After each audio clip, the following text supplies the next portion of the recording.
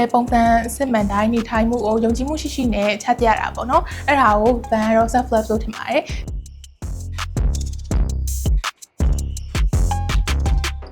ကိုကြိုက်တဲ့ outfit ကိုစိတ်ကြိုက်ဝတ်နေနိုင်တာကလေကိုချစ်တဲ့ self love အတိတ်ပဲလေကိုယ့်ရဲ့ style ကို share တာချားသူတွေကိုပါကိုချစ်လာအောင်စိတ်ခွန်အားပေးရရောက်ပါတယ်။တယောက်နဲ့တယောက်မေတ္တာတွေယုံကြည်မှုတွေနဲ့အပြန်အလှန် influence လုပ်ကြတာပေါ့။ Hello အားလုံးပဲမင်္ဂလာပါပန်ကတော့ Pandora ဦးပါ Pandora baby လို့လည်းသိကြပါတယ်ပန်ကတော့ဒီ editorial photo shoot တွေနဲ့ beauty portrait photo shoot တွေကိုလုပ်တဲ့ photographer တယောက်ပါ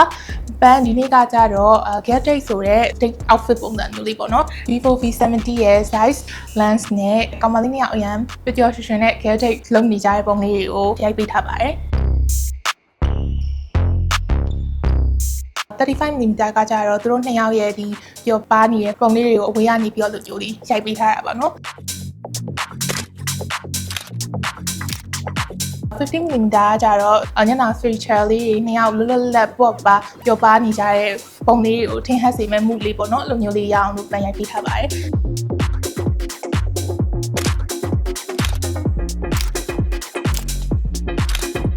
နောက်တစ်ခုကကြတော့ဒီ B70 ရဲ့ daily photo ပေါ့နော် concept တွေသွားလို့ရှိရင် Insta ပေါ်ကကိုယ့်ရဲ့ idol တွေပါတွေကိုရိုက်လို့ရှိရင် zoom ချဲ့ပြီးတော့လှမ်းရိုက်လို့ရတယ်ပေါ့နော်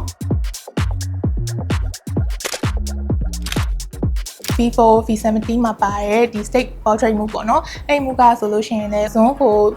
20စားထိအောင်မှဆွဲပြီးတော့ stick ပေါ်ကလူတွေကိုရိုက်လို့ရတယ်ပေါ့နော် back memory ကောင်မလေးနှစ်ယောက်ပျော်ပါသချင်းဆိုနေတဲ့ပုံလေးကိုလည်းအဲ့ lens လေးကိုသုံးပြီးတော့ရိုက်ကူးပေးထားပါတယ်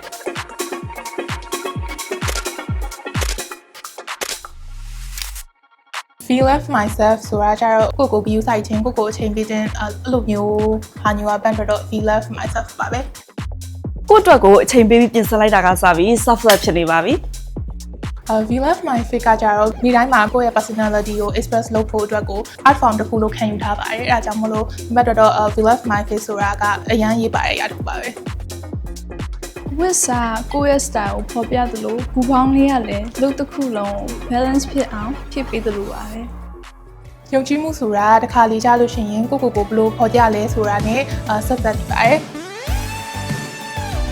ဒီပန်းရော software ဘောလုံးလေးကကိုချစ်တာအောင်အမြဲတမ်းပေးနေတယ်မှတ်သားလေးတစ်ခုပေါ့